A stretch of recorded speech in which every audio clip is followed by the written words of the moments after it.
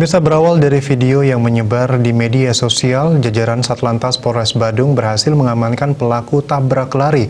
Kepada petugas, pelaku mengaku tidak merasa menabrak pengendara motor.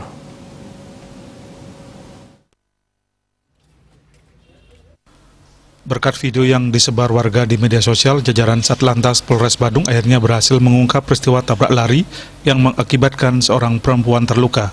Dalam video kamera mobil, terlihat pelaku menyalip di haluan kanan, lalu mendadak ke haluan kiri hingga menyenggol sepeda motor korban.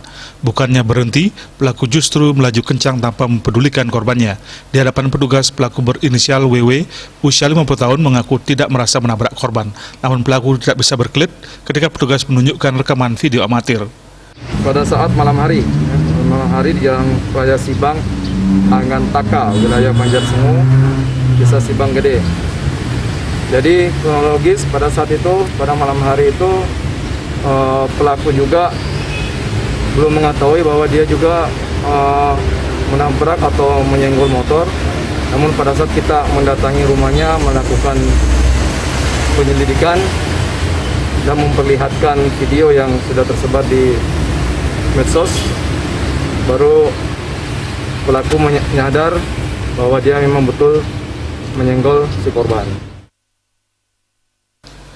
Petugas menghimbau warga jika mengalami laka lantas sebaiknya langsung melapor. Jika melarikan diri dan tertangkap, petugas akan mengenakan pasal 311 dan 312 Undang-Undang Nomor 22 Tahun 2009 tentang lalu lintas dengan ancaman pidana hingga 1 tahun penjara. Raiswantaro, Bali TV.